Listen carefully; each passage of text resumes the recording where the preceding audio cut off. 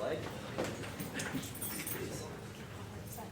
I pledge allegiance to the flag of the United States of America and to the republic for which it stands, one nation, under God, indivisible, with liberty and justice for all. Welcome to tonight's board meeting. Board meetings are generally held on the third Tuesday of the month. The Board of Education is a body of school district residents elected by the community and charged with conducting school-related business. The meetings are conducted under the open meeting law but are not open forums for the community. That being said, visitors to these meetings are to conduct themselves properly and with respect to any other individuals at the meeting. The Board of Education reserves the right to remove any individual for improper display or behavior or inappropriate language. The Board of Education will have a period of time devoted to visitor requests following any board presentations and the approval of minutes shortly after the opening of the meeting. Individuals wishing to address the board will be permitted to speak up to 3 minutes. For a total of 30 minutes may be allowed for the public comment. If we have any visitors tonight, we will go over the guidelines a little bit more closely when that comes. Carla, if you could do roll call, please. Ms. Hale? Mr. Hyde? Here. Mrs. Thompson? Here. Mr. Lane? Here. Mrs. Junker Davis? Present. Mr. Slubel? Here.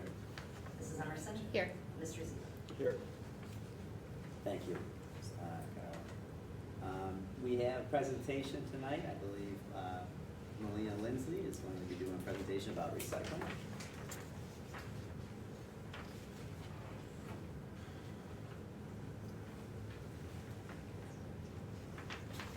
I'm Melina Lindsley, and tonight I'm going to be speaking about concerns with recycling within our district. I'm a part of the Seal of Civic Readiness class, where each person is required to choose a capstone project where you have to pick a problem at either a local, state, or federal level, and then educate people about it, as well as create a take action plan. And I chose recycling because I grew up with recycling, and the environment is very important to me, and I'm concerned about the local environment. Recycling is important because it reduces the need to create new materials, which saves energy, conserves our natural resources, and cuts down on pollution. And it also reduces greenhouse gas emissions, which are a big problem today. And it limits the amount of trash going into landfills, which decreases the toxins and microplastics that enter our ecosystems and our drinking water. At Oakfield, we recycle cardboard from the cafeteria, as well as some amounts of paper inconsistently, as well as scrap metal and some plastic bottles. And in the cafeteria, there are about 4 pounds of plastic thrown away, metal thrown away district-wide on a daily basis, as well as 6 pounds of plastic, also district-wide daily. For my take action, I gathered over 100 signatures from both student and administration from our district, which I have right here, that are in support of increasing recycling at Oakfield. And we can help by creating and enacting rules or guidelines for recycling throughout both of the schools, or by finding a recycling company or program instead of just throwing all these materials away. If you have any questions, let me know. Thank you, Melina. Was it as bad as you thought it was going to be? No. Was that, no, you were She asked not for me to ask too many questions. You did a nice job. Yes, you did a great job. Thank you. I do have a couple questions if you don't mind. Yeah. Okay. So let's take, just the cafeteria. Obviously, we have various lunches. Yeah. And we have the milk cartons, containers, people, kids can buy bottled water, things like that. How do you suggest educating our students to help the district recycle? I've been in the cafeteria many times where, students will just go and, dump their tray, dump everything in, with the food and waste. So how would you educate our students, your peers, and what could we do? I'd say maybe give not an assembly necessarily, but like a talk about it, and maybe put it on the screens or have flyers, and maybe just have more of those like cans for the recycling. Because I believe we Make it went. easier to do. Make it easier to do. Yeah, like clearly labeled, and like, Yeah, the colored. you could even separate from the recycles that come compostable, like, if that was a thing. I know we do at our schools, we have Put organic them next to stuff. like the trash can. Yeah. You know, like they seem, at least after, after any events, basketball, whatever, they seem to be far away from the trash can, like they're not next to each other. Right, That's why they they- spread. Right. Yeah. Yeah. You throw garbage away and then you have to walk across the cafeteria, which kids aren't gonna do that, they're just dumping it all in there. But What about incentives for kids, students? What types of things could something like a group or a, a club type of thing do to help support this? Just trying to think of like how could you get them collectively? Yeah, kids I do don't it? know. Maybe just educate more of the people on recycling and show that we have resources available for it. Where does the money go for the recycled cans and bottles that we have now, John? We don't, we used to have the, what was it, that Abitibi? I think, we don't with the paper, but as far as like the bottles in our office, I know, I think the FACS department utilizes it towards extra class. Maybe there's some opportunity there. Yeah, I mean, A lot of fundraisers that do. and there are some, there's some clubs that do fundraisers, pop and can. There used to be a service that was called Abitibi that would have a recycling, bin out there, and proceeds of them recycling, they would give back to the district, but that was, we're running into the same where it got to the point where it just wasn't recycling, it was every piece of garbage that, that's why I asked, that's the biggest thing, is to get people to actually do it. Yeah. How do we keep kids from throwing trash into a container that should be just plastic or cans? Because then someone has to go in there and, vet all of that, and it gets to be a little messy. Yeah. I think now's a good time to start that movement because I'm hearing a lot of talk amongst the students. There must be units throughout the elementary and middle and high school right now talking about recycling. I had about 9 7th graders over at my house not that long ago, and they were singing this catchy song that they must have learned about recycling too. So my own child came home and was educating me on things that we could do better as a family. So I think that you're absolutely right. I think that there's an opportunity to educate everyone because they might just not know what that looks like. So I think you start there for sure. Love the idea of a club. Why not?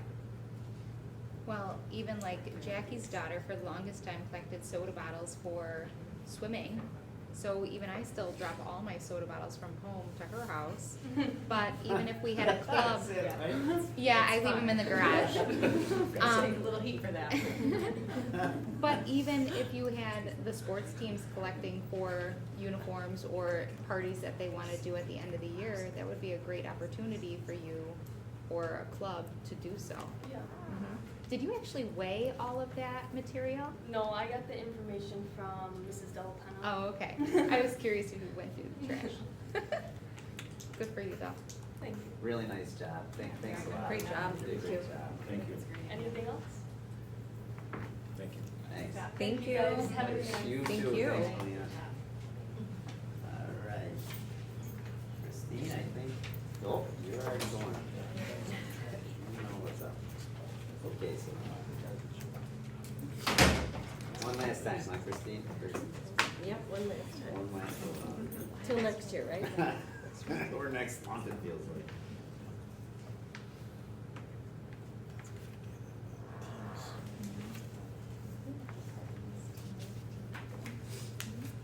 So tonight is our budget hearing, and we'll present the final version of the budget that is going to the voters next week. And obviously, we've been presenting on this since January, but, and a lot of the information that's on here was on last month's slide. But our budget next year shows a $927,000 increase, which is 3.85% over the prior year, with a levy increase of $220,000 or 4.02% over the prior year levy. Our proposed budget, broken into 3 components of programming, administration, and capital. Obviously, the dark blue portion is the largest portion of our budget, goes towards programming. And this will give you a little bit of a description of what goes into each component.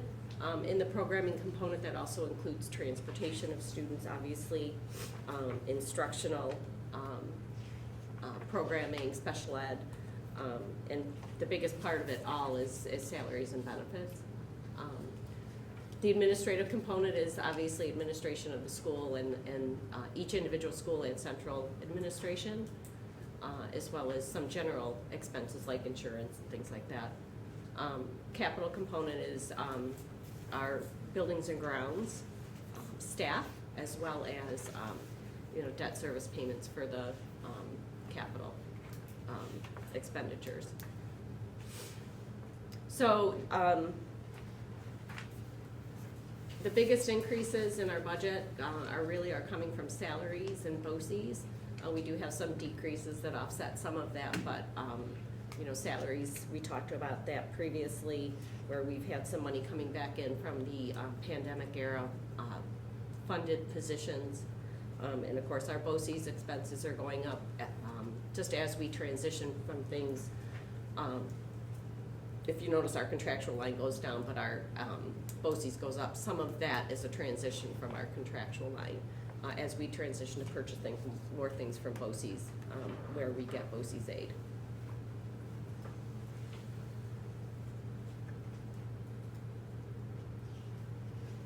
The proposed budget, just some highlights for next year's budget. Our plan is to continue the after-school tutoring, continue purchasing some curricular resources as we pilot a new math series. Replenishment and expansion of our science kits. We're going to continue the 100K capital outlay projects, which have been a great way to get smaller projects done over the years. And get aid on that, and that will be at the elementary STEAM room. We have proposed purchasing 2 buses and 1 small bus, continuing our bus replacement plan. Those are aided at 90% over the next 5 years. Staffing levels are maintained with a few exceptions. We had 3 teachers district-wide reductions due to retirement, reassignment, or resignation. 0.4 shared BOCES staff, 2 personal health care aides due to retirement, and 1 custodian that was replaced with a federal grant funded position, and that was planned. Timing worked for that. The federal aid, ARPA ends September 30th. We absorbed about $403,000 in salaries, as I mentioned in the last slide too, including $23K for the after-school program that was funded with those funds. On the revenue side of our budget, as you can see again in the dark blue, our largest portion of our budget comes from state aid, so we're heavily dependent upon that to help cover our expenses, and the next largest portion is our tax levy. There's a couple, just a $17,000 change and shift from what we allocated. Our state aid increased by about $17,000. So I reduced the amount that we are taking out of the appropriated fund balance, but bottom line, it remains the same.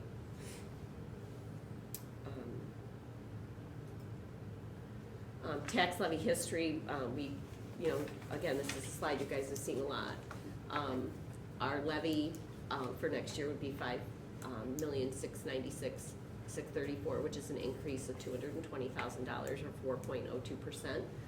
That would make our average levy increase since the enactment of the tax cap legislation since 2012 and 13. Our average has been at 1.13. So on this slide, Series 1 in the blue, that is the cap that we could have gone to, and yellow is what the levy actually was.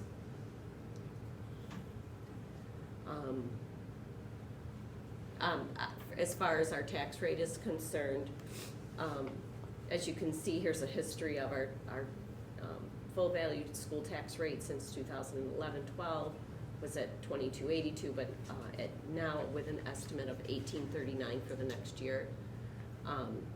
That would be about $71 a year on $100,000 home value.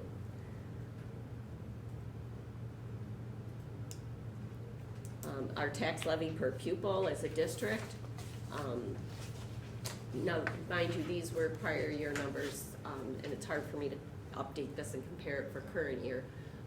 But in 2023, Oakfield's per pupil tax levy was $7,451,000. If we increase that by 4.02%, that's $7,763, which would still keep us below the next district up, and it's still at the second lowest in the Genesee Valley BOCES region. On our website, you can find all information about our budget. If you go under district, under budget info, you can also see the prior year or prior month presentations are on our OA live stream, which is under, if you go under district Board of Education, you'll be able to find that there. If you want to look at prior month's presentations, live streamed for an explanation, but otherwise the presentations for all of our monthly budgets are on this page. Next month is next week is the budget for next month. Is the budget vote, 11 a.m. to 8 p.m. here in the community room. We have obviously just the Proposition 1, which is for the budget, but there are also 2 open seats on the board. Mallory Benjamin, Maria Thompson, and John Summers are running for those 2 seats. You'll also see on the board 1 seat for a library trustee, and Lynette Crawford is running for that. Does anybody have any further questions?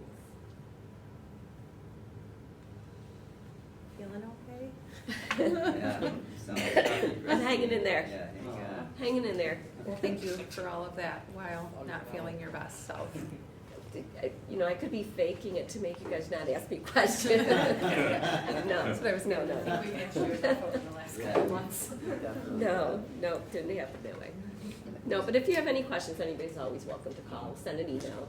Thank you so Happy to much. answer any questions. We appreciate this. It's been a lot of work and a lot of organization. Probably the Yeah. toughest budget year I think we've all experienced, and, you know, and we kind of, you know, we were warned with the federal pandemic money going away that this was gonna be a challenging year, and I think every district's facing the same thing, you know. Some districts worse than others, but Sure. Thank you. you're welcome. Thank you. I'll get out of here. Under the approval of minutes, be it resolved that the minutes of the April 16, 2024 regular meeting be approved. Can I get a motion? So moved. Second. Any discussion?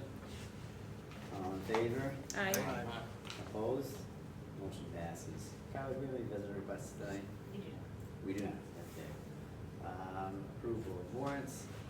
Be it resolved that after an audit of the bills, payment of the warrants, and internal claims auditor reports be approved. Can I get a motion? So moved. Thanks, Matt. Can I get a second? Second. Thank you, Natalie. Any discussion? All in favor? Aye. Opposed? Motion passes. 6.2 Treasurer's Reports. Be it resolved that the Treasurer's Reports for March 2024 be approved. Can I get a motion? So moved. Second. Thank you, guys. Any discussion? All in favor? Aye. Opposed? Motion passes. Christine, we're checking you off for the night. Thank you. All right. John, what do you got for us? Sure. Lots of announcements. I'm going to include Paige's in my report. She couldn't be here tonight. And it was very nice of her to kind of write up a little bit of summary of what she was going to say. She had more important obligations this afternoon, from what I understand. We refused to let her come. Yes, so we basically said you were not coming. So I'll read her announcements too. So obviously, all school district budgets are up for vote next Tuesday, May 21st. Hours will be held from 11 a.m. to 8 p.m. here in the community room. Just so the community is aware, that day we have the elementary picnic going on for our families. We'll have a middle high school art show, and our high school spring concert and senior recognition is that night at 7 p.m. You may find Mr. Montroyan out there also, grilling out some hot dogs in the afternoon. So the campus will be very, very busy, so please, take the time, come on over and vote. The elementary playground continues to be installed, and hopefully we'll be ready for our school community and Hornets to play on it within the next few weeks. I don't know if anybody took a chance to go over there. They're moving pretty quickly. Yeah. It's looking good, so hopefully the weather holds out and we can get that up and moving. What's nice is the elementary phys ed teachers said that they would take each of their phys ed classes out there and show the kids the new playground, the safety, how to use all the challenges and obstacles. And I want to thank Andrea and Corey for doing that. I think that's great for our kids. So I appreciate them willing to do that. Just a heads up to the board and to the community. Christine, Jordan, and I, we have been diligently working with our architects, design teams, project managers, financial advisors this past month. We had a meeting, we met twice last week, we had a meeting this afternoon. Our goal has been to review and identify some value engineering with this next capital project. We're aware that we're currently over budget, like most capital projects. It's just that time, supplies, materials, and all that. But we have been making significant progress in the last few weeks to get back to our original working numbers so we can facilitate and complete the scope of this work. So it's going to take some time. LaChase has been fantastic, SEI, everybody that we have been working with, Marathon as far as the site, they're all a part of this meeting, and we're just putting our heads together and crunching the numbers, and we're going to get there. So more information to come. It'll be a process, but we'll get there. The grades 3 through 8 math state testing is concluding this week. I just want to say, ELA, the science, the math, I'm very proud of our students, their hard work and dedication in doing their best. Some of these assessments, a lot for 90 minutes or so, and we have kids that it's taken all day. And to a young Hornet, that could be just very, very frustrating. But I've been over at the elementary, and the kids are just plugging away, doing the best they can. So thank you, kids. And also our high school students, some of them are wrapping up their AP exams, and from what I understand, they're going very, very well. So it's just that time of year. Our juniors and seniors, I don't know, Matt, if I'm stealing your thunder here, our juniors and seniors had the opportunity to attend the annual prom panel over at GCC, where they had the privilege of listening to Ryan Leaf. Were you going to mention that? You've said like 6 things that we've all were saying. We're like, cross that off, cross that off. I'll let you follow up, but he was I had on your list, you get a point for you. That's how it happens. So. Yeah. I get points over there. I had a meeting that late morning, and I could not attend, but I heard it was very well appreciated by our kids. He had a lot of good things to say, so I'll let you elaborate on that, Matt. I'd like to take a moment to applaud Chloe Lamb, one of our FFA members, for her outstanding victory, I guess, at the prestigious New York State FFA State Finals. She won first place in the junior prepared public speaking, and that's awesome. Congratulations. And where does she go from here now? That's it. So for Okay.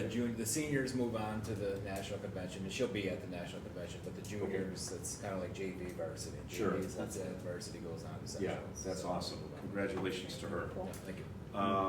Congratulations to Carson Warner, Trevor Innes, and the doubles teams of Corbin DeMare and Brady Williams, and Mark Jacket and Gavin Armbruster from our tennis team, who all competed at the individual sectionals at Spencerport High School.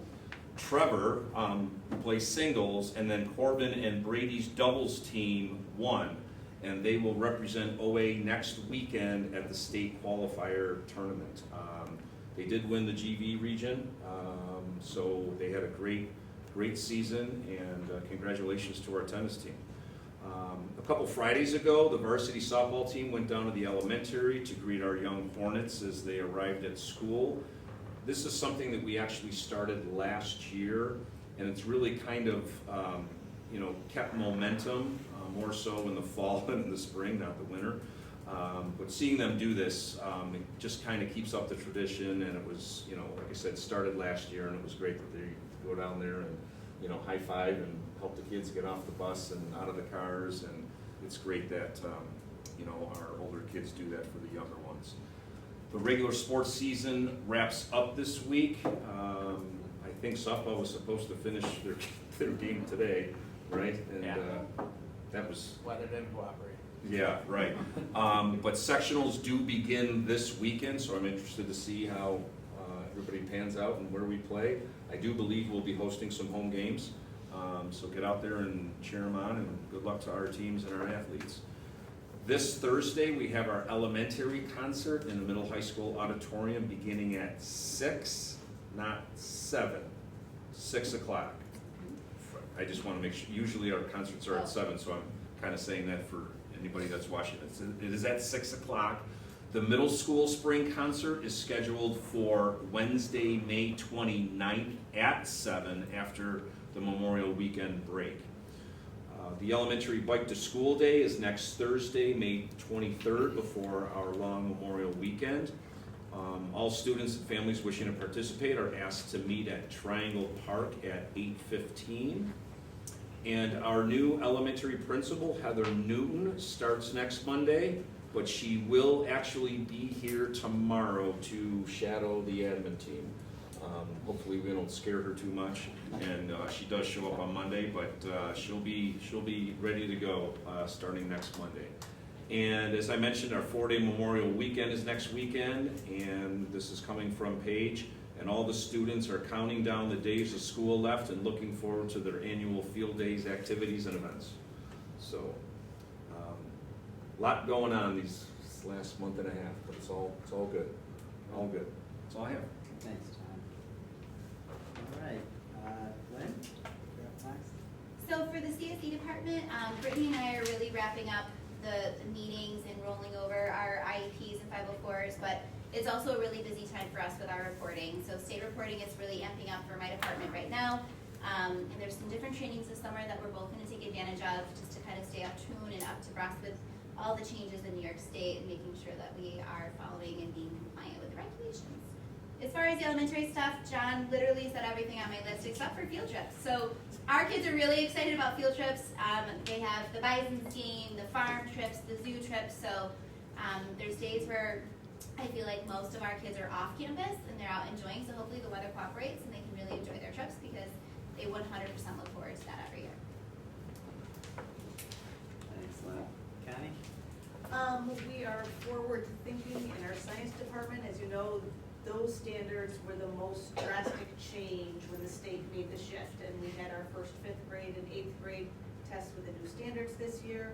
Elementary has kind of been ahead of the curve. BOCES for Science and Monroe 2 produces kits for that grade level that are in alignment with the new standards, so they've been doing well. Our middle school is going to, we're purchasing a curriculum called Amplify. A lot of districts in our region use it to support their instruction. They felt that at least for a couple of years, they needed something a little bit more structured as they worked to transition to the new standards. And New York State has just released for earth science and living environment the investigations we were talking about.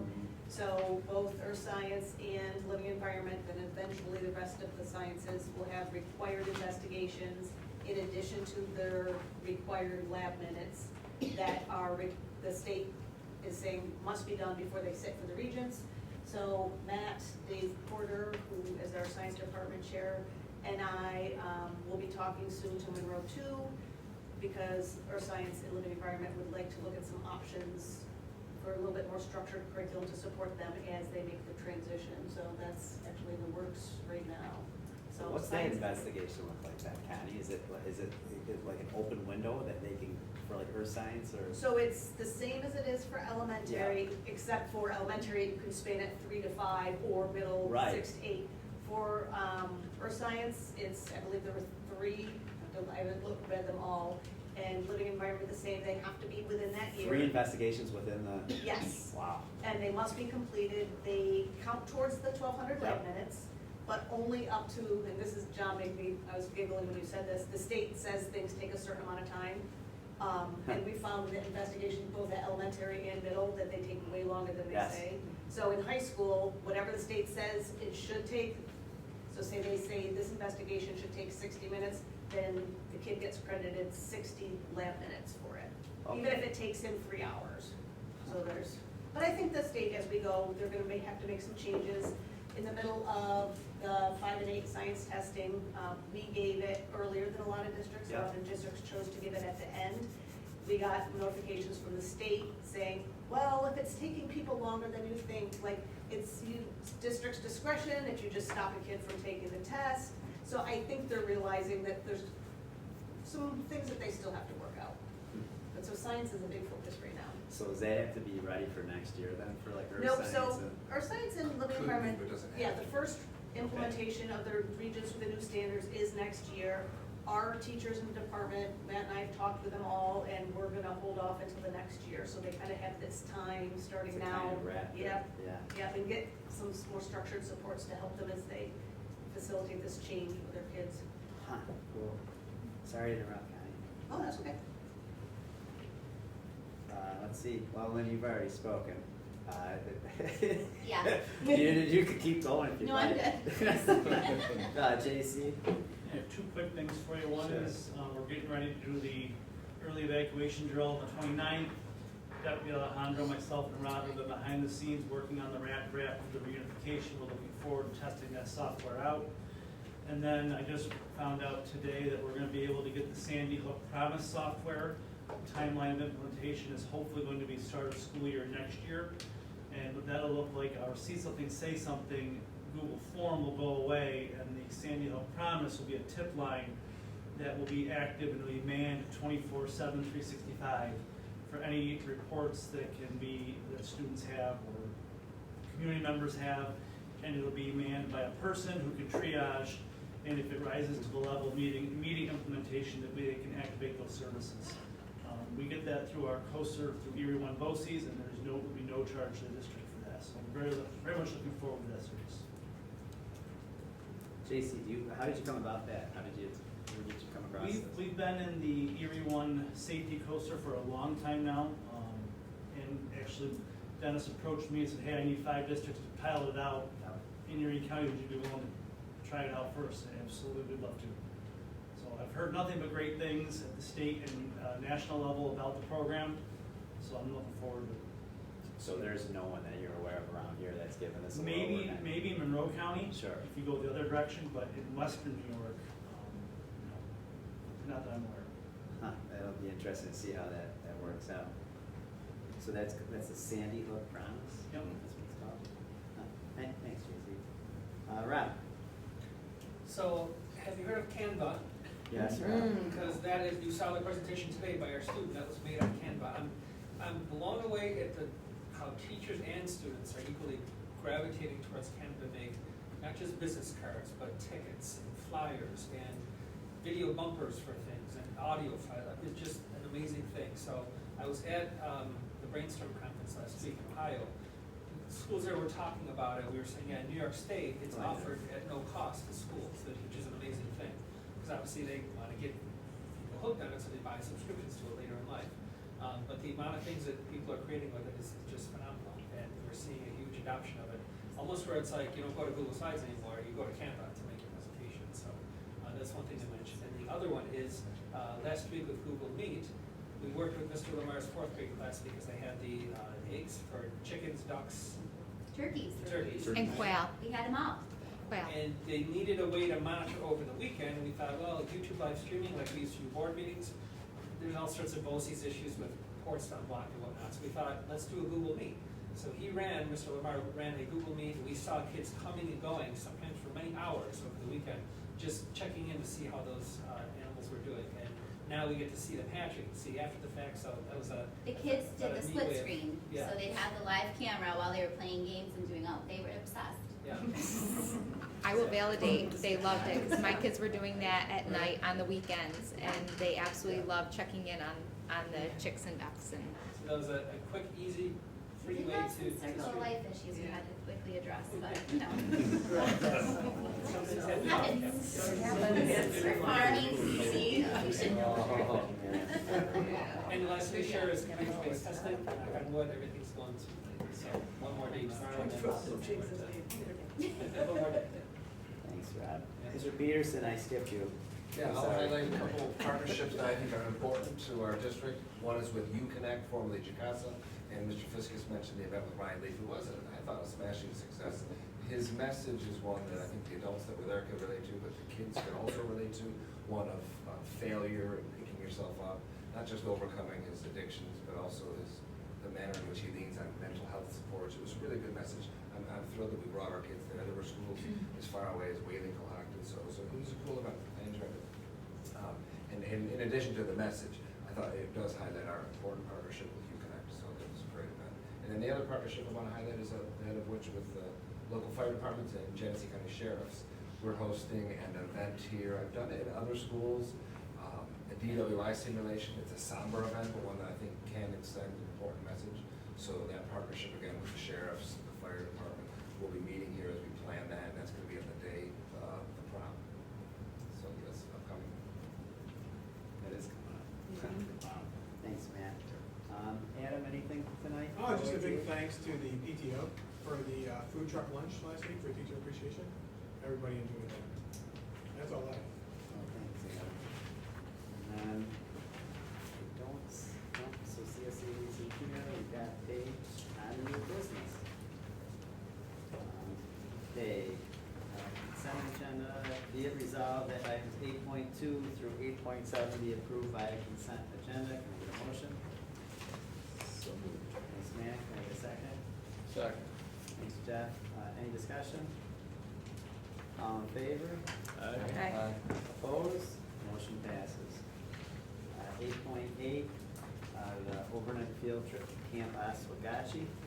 Be it resolved that the Board of Education approves the overnight FFA field trip to Camp Oswegatchie scheduled for October 5th, 2024 through October 7th, 2024. Can I get a motion? Motion. Second. Thank you. Any discussion? All in favor? Aye. Opposed? Motion passes. 8.9, another field trip, it's an overnight one, to Indianapolis at the FFA convention. Be it resolved that the Board of Education approves the overnight field trip to Indianapolis for the annual FFA convention scheduled for October 20th, 2024 through October 26th, 2024. Can I get a motion? So moved. Second. Thank you. Any discussion? All in favor? Aye. Aye. Opposed? Motion passes. Carla, any communications tonight? Just the one. Yes, the board has received 5 recommendations for teachers that are up for tenure. They'll be up for tenure at the next board meeting. And I have some congratulatory remarks for Justin. I received this earlier in the week from the New York State School Boards Association. The New York State School Boards Association's Board Excellent Recognition Program is designed to acknowledge school board members who strive to continually expand their governance knowledge and skills. And the New York State School Boards Association would like to recognize Justin Stabell from the Oakfield-Alabama Central School District for participation in the New York State School Boards Association Leadership Development Training, totaling 75 points. So Thanks. congratulations. Very prestigious. Just what are you, level 2 now? Huh? It's always a competition, man. All right. Okay, thank you, John. Sure. Discussion roundtable. John, I think that. Yes. So I I provided you a policy on the use of our facilities. The reason being is, 5 years ago, we've had a couple groups that would like to use our school facilities for whatever reason. And obviously then you throw in a few years of COVID and nobody's here. And now we're ramping up, and the use of our school facilities is almost like a 24/7. It used to be maybe Monday, Friday, and Saturday mornings, and now we have organizations that want to use our facilities all day Saturday and all day Sunday. And so it was time for us to review a policy that we've had. It's very old, and the policy itself really doesn't, it talks about how to register, how to use our facilities, and the do's and the don'ts of it. But I do think it's time now that we really take a look at charging a fee, because to have our staff here on the weekends, to open and shut the doors, to clean up, to kind of be here on campus when people are using our facilities, we need to review that. We are the only district that does not charge outside groups to use our facilities. We've done our research, and it's getting to the point where the demand is very great, and that's great. We want to be the center of our community, but I think also too, with this capital project coming up in the next year and a half, 2 years, we really need to revisit it. And we're not trying to make money, but what happens is it's really starting to cost the district money to have people here on Saturday nights and Sundays and working overtime to make sure that our facilities are open. We're making sure that our grounds are clean, and just the pickup and being here really is starting to cost the district money. So what I've done is the policy that you have in front of you is really just kind of the do's and the don'ts, but I've also included a regulation, and that's the important piece, because on our end, we do have a master schedule library. People can go on our website, you can request the use of facilities, but in this regulation now calls for a fee schedule. And I figured, just because most policies and the most things that we do around this district don't have like a fee attached to it, that you'd probably want to have this discussion out in public, your thoughts, and in our minds, we're already receiving various requests to use our facilities over the summer for weeks at a time. So it is my hope that we have something in place hopefully by July 1, but I wanted to at least have an open discussion with the board on your thoughts on this. Again, this is not for the district to make money. This is for us to cover the cost of having our staff here, whether it be overtime and, certainly on, Saturdays and Sundays here when they're normally not here. So on the back page of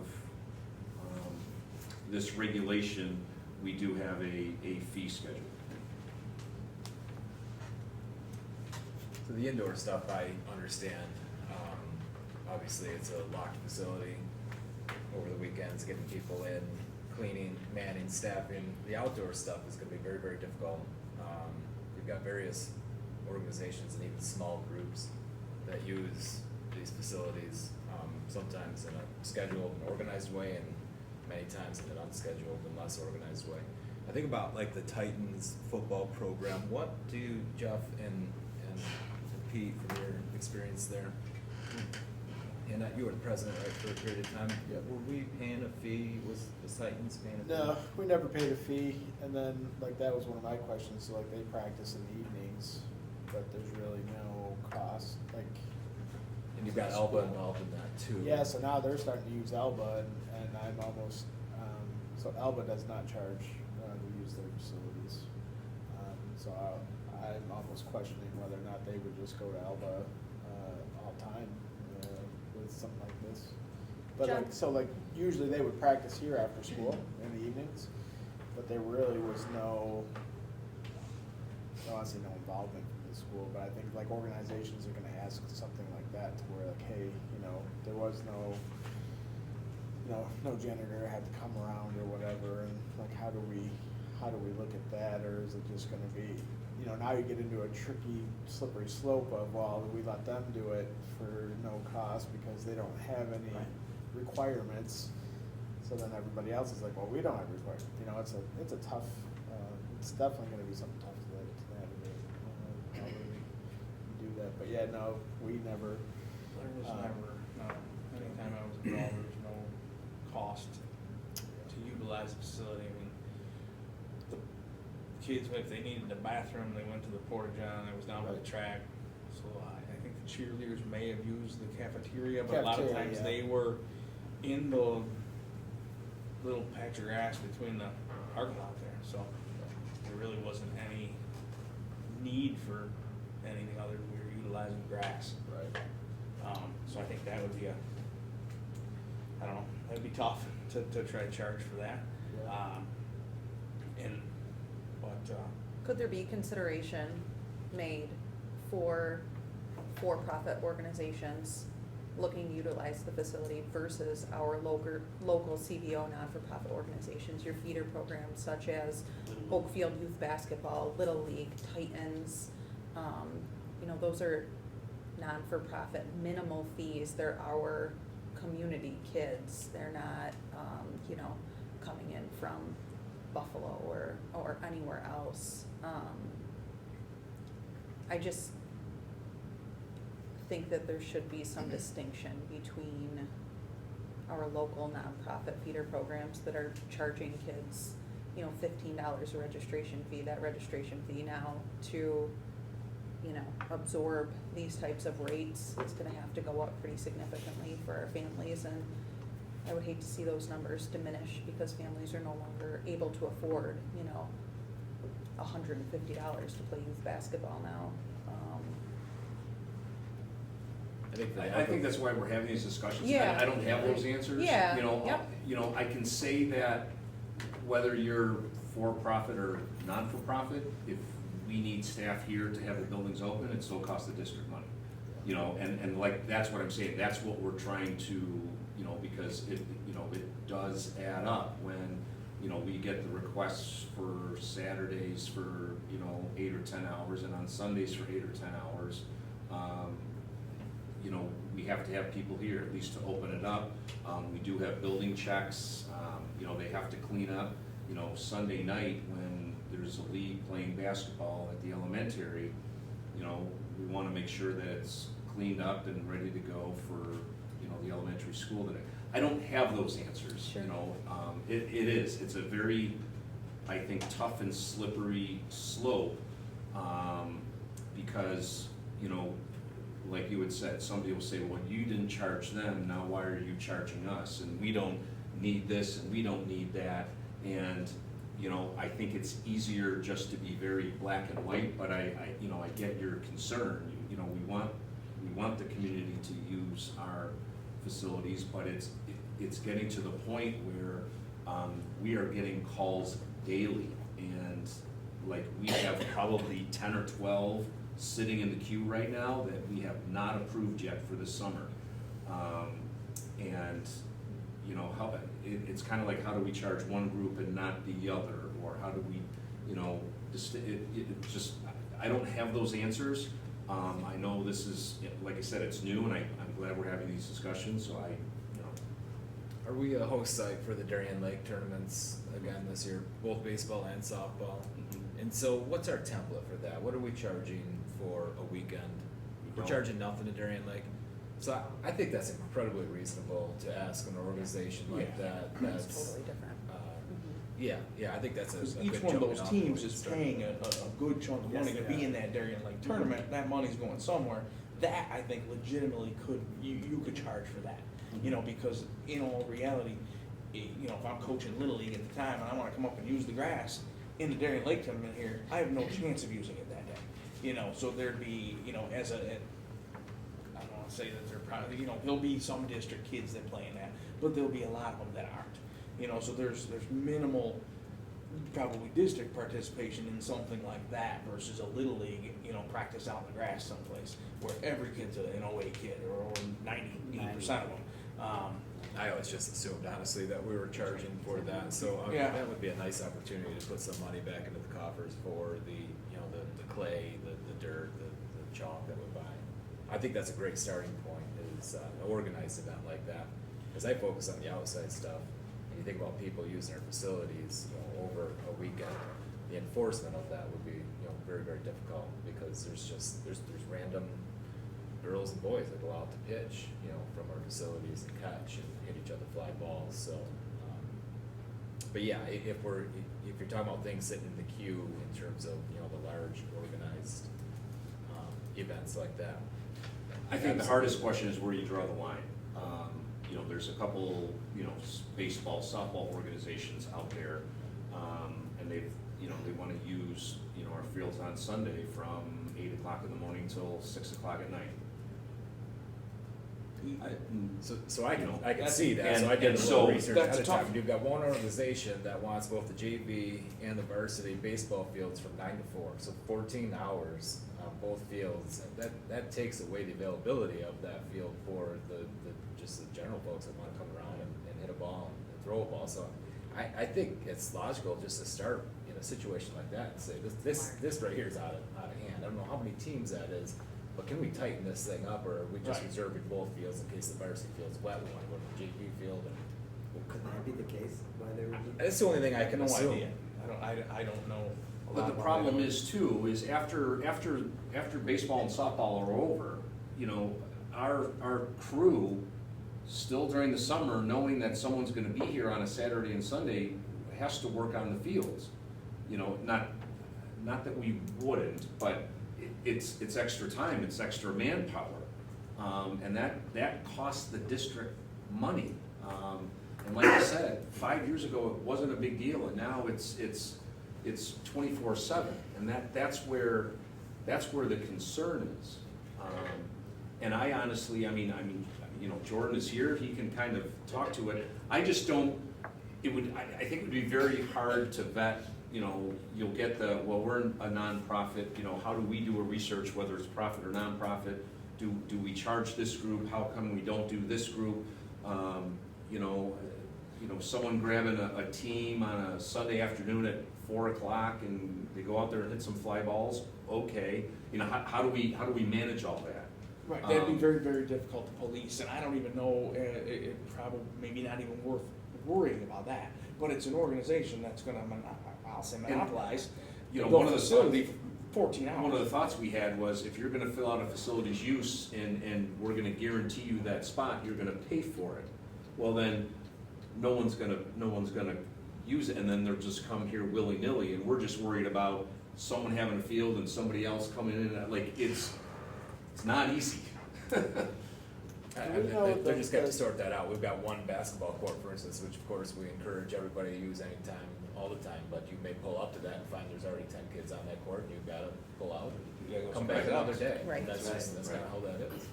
Or I think we should even look at it as like, we know which leagues are using the facilities that are only district kids, right? So really there's Titans, there's the basketball program, Little League don't use anything here, so really you've got two groups that are really district only kids. Senior league from Little League will use Yeah. Right, up here. it'll carry over a little bit, Some and some of will. them do So, practice. Little League, It is sometimes if the park is lighted Yeah. up, then we'll come over. They Yeah, will. come up and just use the So you've grass. got really Right, three right. organizations that are really district only kids. Like if we can maybe even somehow put an emphasis, they get first priority and maybe we don't charge them, but any other organization that's coming from the outside, and they don't use the facilities a lot. I mean, obviously the basketball program does during the winter, that's a big one.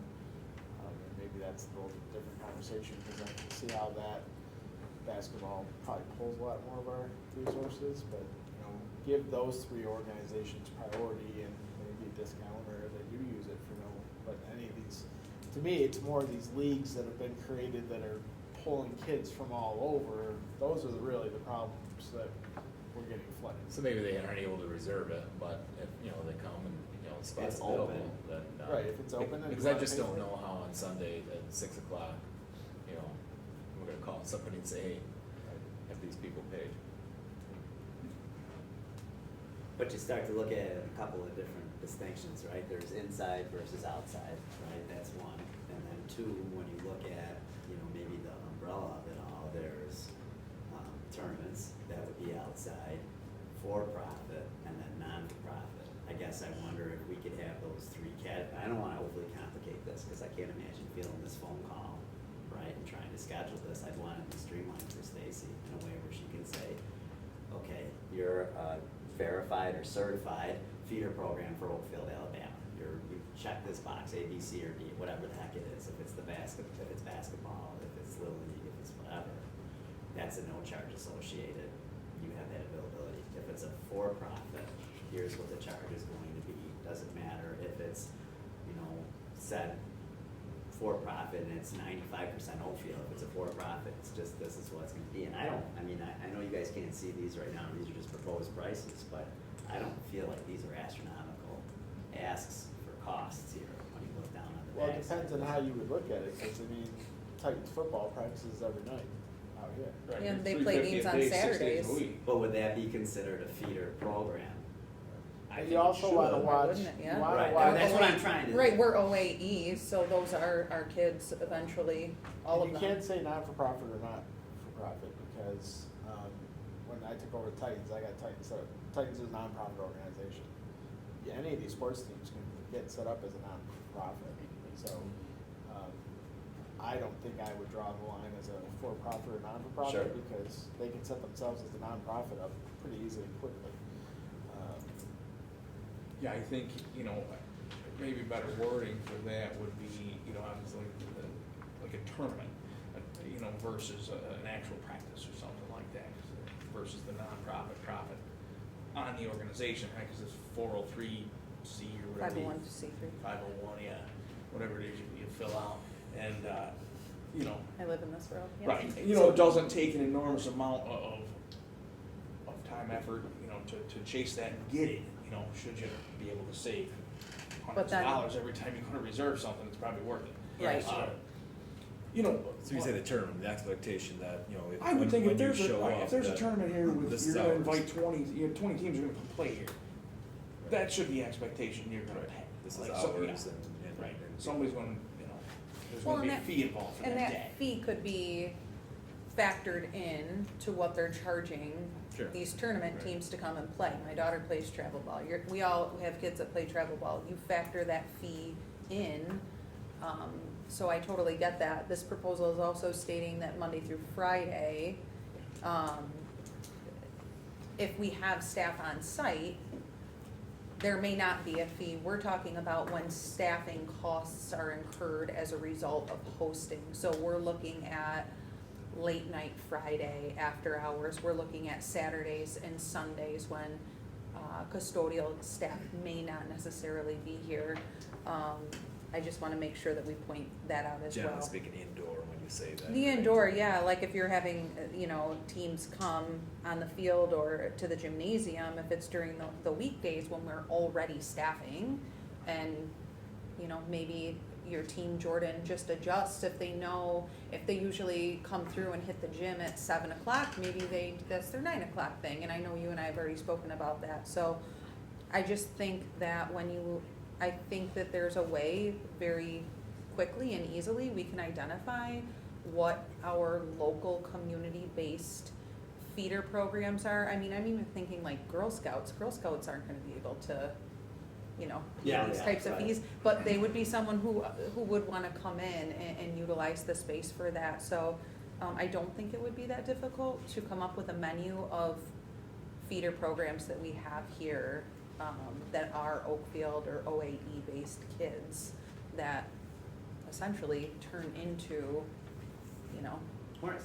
Hornets. Or Aggies, right? They're Hornets, they're Aggies, Yeah, they're yeah. those blocks that are in our trophy cases right now. I think that we have to protect those programs.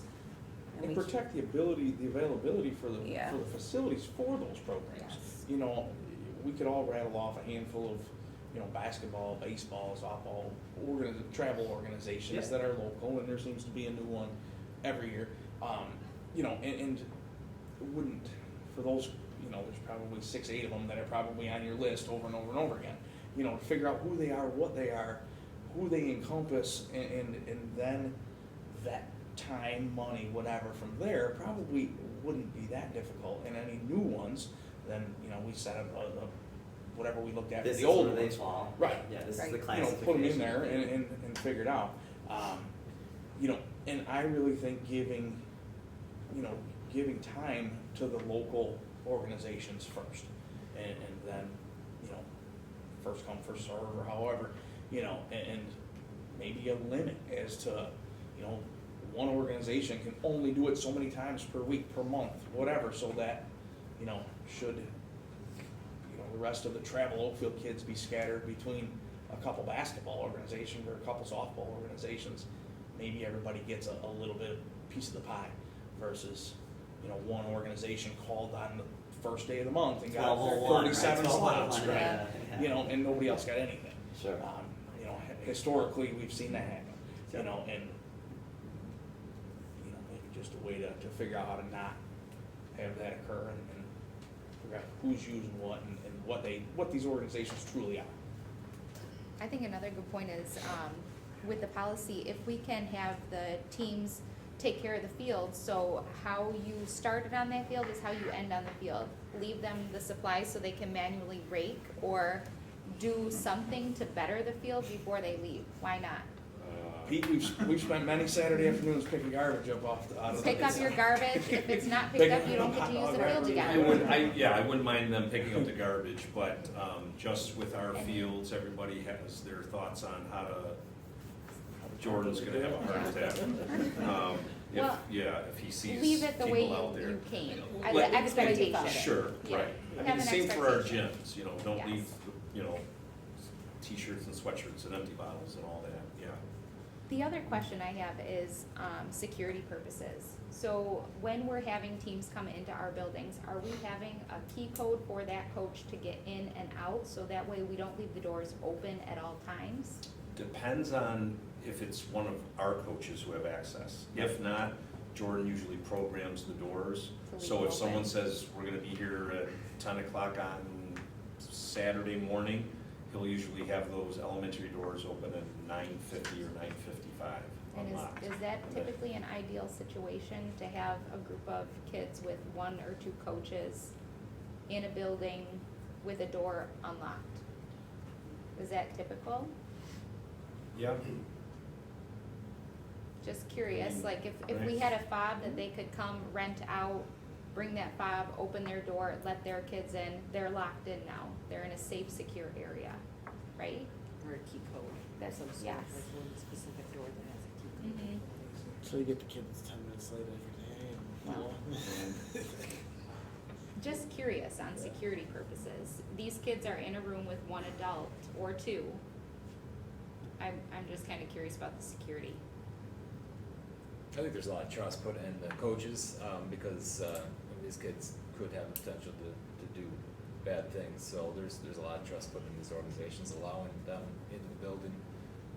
Because, the supervision, they're going to the bathroom and they're somewhat unsupervised. So that's the type of thing that if they screw it up, they're going to screw it up for a lot of people, and it'll be really unfortunate. But there's just a high level of trust there. I think it's the bottom line.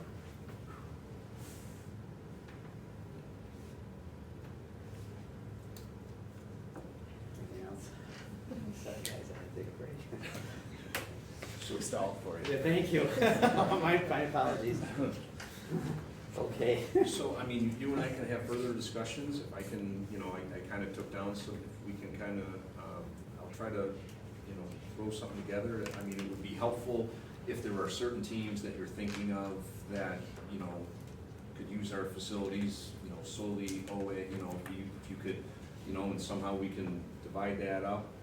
Sure, the Darien Lake tournament, when you have teams from out of town using it, that's a no-brainer, but there is gonna be a gray area where, you're gonna have somebody local saying, can we use this and that, and they're all Oakfield kids, and it's, like I said, it's not an easy thing, and I don't have all the answers. How many A lot of weekends, that you how many bring weekends that are we up looking to- at for Darien Lake this year? 4 or 5. Is it just baseball or are they doing softball? Baseball. Baseball and softball.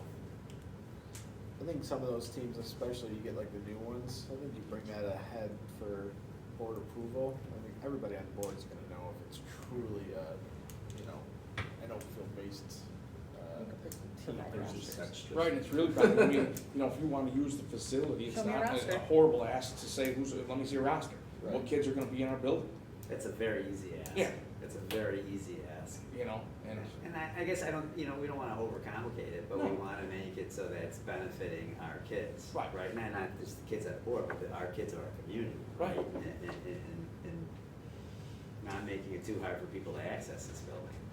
right. And I'm just telling you, some of the things that we do run into is you'll have an outside group say, hey, we'd like to reserve, this field or this gym or whatever, and hey, we'll pay. And then a week later, a local group says, hey, can we use your gym at this time? That's it.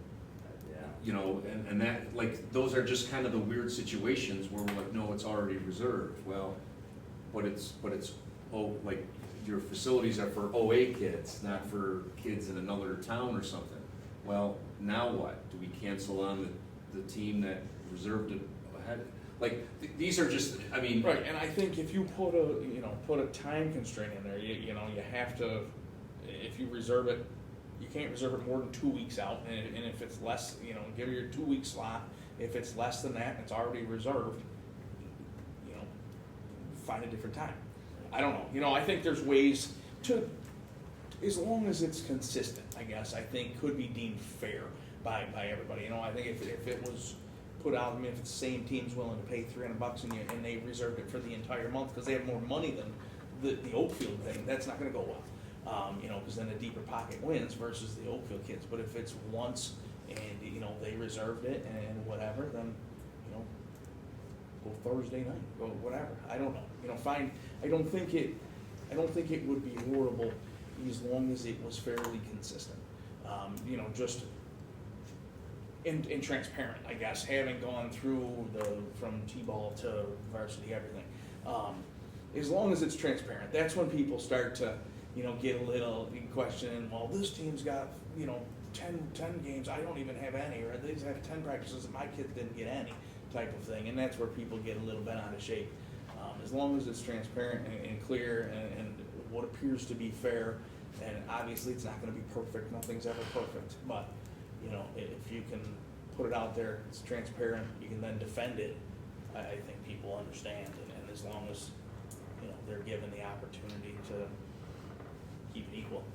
I think historically, then on several of those boards, having to have the same conversation with coaches on a year-to-year basis as to, how come we don't get gym time? Well, yeah, 1 year, give them your schedule, make sure you request it, whatever, and then, deal with just the one point person from each organization, not individual coaches out of all these things, because then it gets to be a mess. But, I think if there's some organization to it, it probably, in the end, isn't that difficult to keep track of, make it transparent, make it consistent, and once, there's some type of, schedule to it, people get it, and then it's just follow along. But Could it be something where quarterly you have, I'm going to my preschool brain, so because my spots are so competitive, I give a 2-week window where anyone who's currently in my program for those 2 weeks, it's exclusively open next year to you.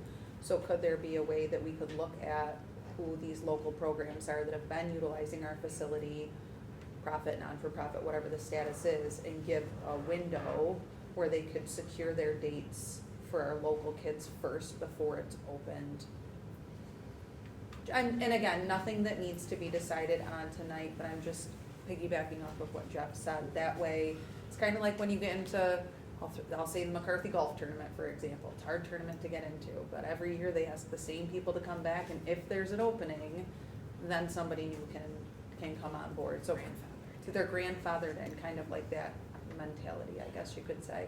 And probably that sort of makes sense. Because from probably middle of March until the end of April, Little League's gonna want. Well, that's just Right. it. Little This League's is not gonna like want the baseball's gym. gonna pop Little out League's of gonna nowhere want in one. July. You know and when say, it's gonna "What?" happen. Youth Yeah. basketball's gonna want it from, end of November to middle of January. Right. Football's gonna want it from the middle of July to, middle of October. And, those are blocks that you can sort of reserve, that that these are our feeder programs, and they take precedence over. But they're very specific windows that we can Yeah. count on back to Year when we after were year doing after this. year after Yeah. after year. Right. So those aren't gonna be surprises. It's the random new AAU basketball team Right. that's heard Oakfield is pretty easy to get into, and all of a sudden they're gonna call on the first week of January and rent and reserve 25 times, and try to do that, and then the next new AAU basketball team won't get to do that because they took them all. Or, I think the things that are in town are they're established. It's the same give or take time frame year after year after year. Right. And then those other random ones, would be the ones that would have to get vetted out for what's left. We'll just even to print out last year's calendar, the year before, look at the last 3 calendars and Yeah. say, all right, here's what. Right, this is a pattern Yeah. of Little League. Pattern of usage, right? Right, Like, of this is indoor when we soccer, started. of Titans football, of. So I would say that's pretty consistent, right? Like, Gotta believe it. The other concern that we just run into, just on a side note, we don't need to elaborate, is we do have no-shows.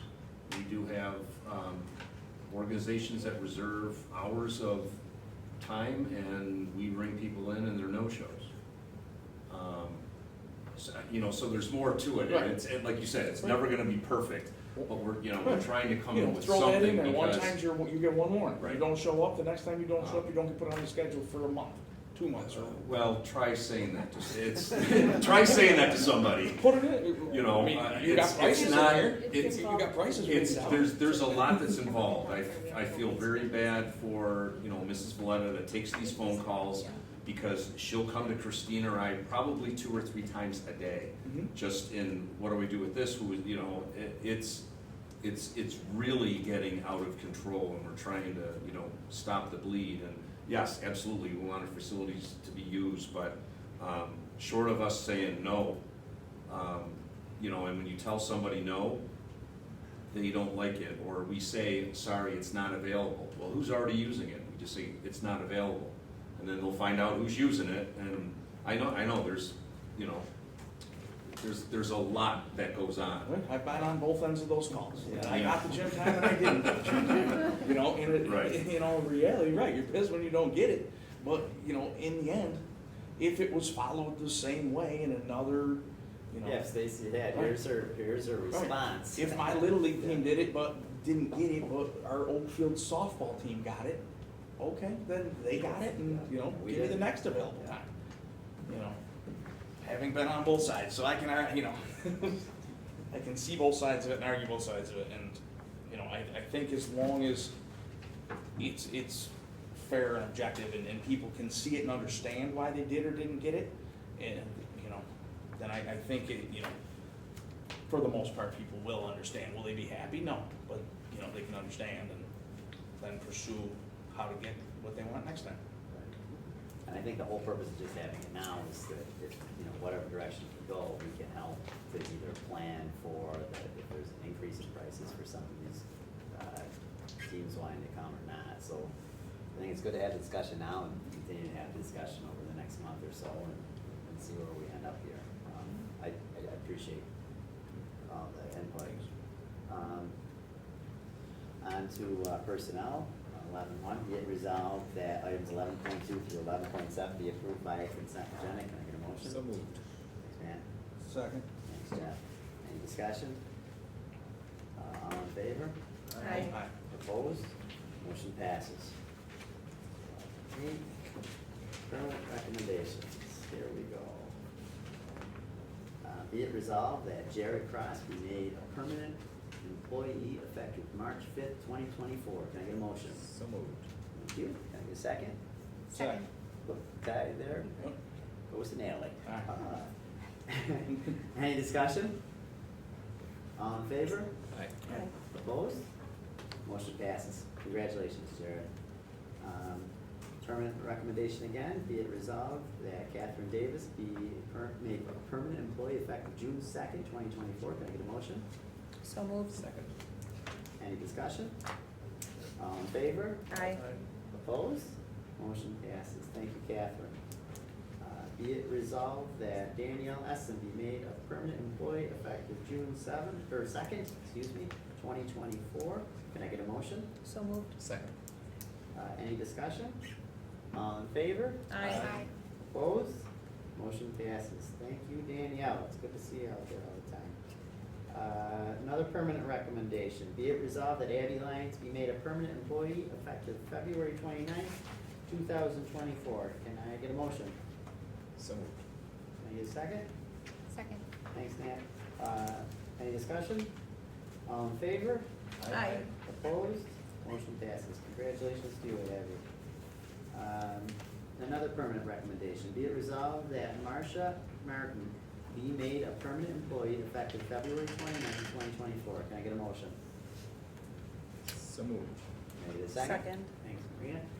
Any discussion? All in favor? Aye. Opposed? Motion passes. Thank you, Marcia. And the last one here. Be it resolved that Stacy Wissinger be made a permanent employee effective April 23rd, 2024. Can I get a motion? So moved. Second. And any discussion? All in favor? Aye. Aye. Opposed? Motion passes. Congratulations, Stacy, and thank you for all of these recommendations. Love to have people continuing on with us. On to closing remarks. Pete, do you have anything to offer tonight? Just that, I guess, really go off the last month of just seeing the end of the year coming through and everybody getting excited about it. I'm sure a lot of tired teachers and people looking forward to recouping and, recovering over the summer, but, no, I think it's been a great year so far. Closing it out good. Thanks, Pete. Yeah, about the same. I don't have a whole heck of a lot, but yeah, coming down, final stretch, and good luck to everybody. Chaotic last month and a half or so. That's about it. Nice job. Well, we're in the 7th inning stretch with the Memorial Day coming up. So then that'll prepare us for this last few innings of June, so I'm really excited about that. I'm excited because tomorrow is Jackie's birthday. So happy birthday to Jackie. Appreciate it.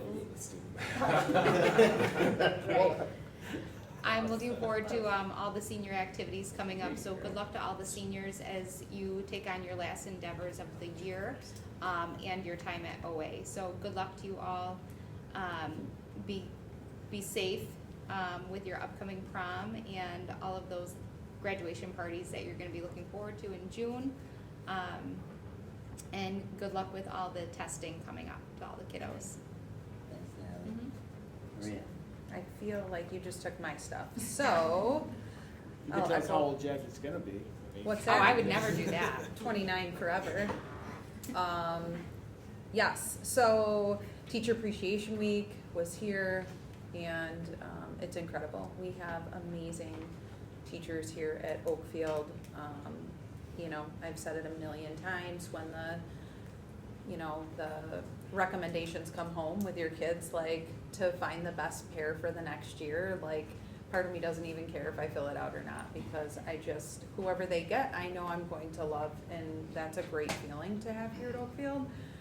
Senior signing happened the other day, and that was very, very cool. Yeah, it was cool to watch. It was well put together, very nicely organized, a lot of student participation. They came wearing their college swag, so that was very cool. Best of luck to them as well. Lynn and your team, I know that this time of year is a grind with annual reviews and recommendations and who's moving on from CPSE to CSE. So thank you for all that you do. And that's what my mom had on as well. I appreciate you. And you got this. I know you do. The vote's coming up. Shameless plug. My name's on there. Hope you vote for me. Mallory's back there. I'll give you a shout out too. Hey, Mal. Thank you for the opportunity, and I hope that I have your continued support as well. So that's it. Thanks, Maria. Yes, sir. You're welcome. Matt? Yeah, exciting time of the year. Sectionals, award ceremonies, concerts. Thank you for all the efforts everybody puts together to make that happen. Then of course the budget vote, thank you for all the hard work on that. This is my 8th year of doing it, and as Christine sort of alluded to, this has been the toughest one for sure. Back in my day, I used to be a loan officer, and one of the things they used to train us to do is before you lend your last dollar to a borrower, make sure they understand, that that day may be coming, and they call it bending the curve. And I hope that we're bending the curve to our community here, that there's tough days coming financially for this district. It's been pretty good for the last 8 years. Obviously, we're dipping into reserves for this one, and next year is going to be as hard as this, and maybe a little harder. So hopefully we pull things together. Hopefully our various funding sources come through as we're expecting them to, and hope we have a good turnout for our vote. Thank you. Thanks, man. Jamie? And lastly, after all you guys, I second everything you guys all say, so final stretch, teachers stay strong, coming off of appreciation week last week. Thank you every day, every week for all of you that come in every day for our kiddos, so kids stay strong, show up to the vote, let's go, and hydrate and keep your bananas together to us. That's about it. Hydrate. Hydrate, that's what you have to do when you have to keep going, hydrate, keep nutrition, yes, it's long. Thanks, And Jamie. thank you for the birthday wishes. People who do know me know how much I love to celebrate your birthday. That's a lie. 0 lies. So we'll keep 29 and holding. 29 and holding. I want to say thank you, Christine. Thank you so much for putting together the budget presentation. One time, another time, getting lots and lots of questions from us, sending it back out again. It's not easy. This was definitely a tough one for me. I've not had as many years as Matt and Jeff, but this is definitely the toughest one for me. I don't think we ever like going out above 0%, but that's what we have to do, be responsible at this point in time. Teacher Appreciation Week is a funny thing, because if anybody was ever in the classroom for a day, they'd realize it should be every day a teacher appreciation. It's very tough. It's very tough. It's very tiring. It doesn't matter what grade level you're in or the kids that are in front of you. It takes a lot sometimes to say, "Wow, I love that," and really mean it. But you have to every single time. And then go home and have your children there as well. It's not an easy ask. I do appreciate the staff here a great deal, and my kids come home happy every single day, and that's the biggest and most important thing to me. So I think we've got like around 30 days left, somewhere along there. Our ABC countdown has almost started at Kendall, so that gets me a little excited. I found myself on my knees saying, "Thank you, Jesus," when I saw all of our mailboxes filled with the ABC countdown. I was so excited to see that. But thank you, and just finish strong and hydrate, I suppose. But thank you, and I appreciate it. So, in closing, can I get a motion to go into executive session? And what did we say here? Oh, yes. Be it resolved, sorry, let me make this more formal than what I'm making it. Be it resolved that the Board of Education will enter executive session at 7:23 p.m. to discuss collective negotiations of an employee. Can I get a motion? So moved. Second. Any discussion? All in favor? Aye. Opposed? Motion passes. Thanks, guys. Have a good Thank night. you. And happy late Mother's Day out there tonight.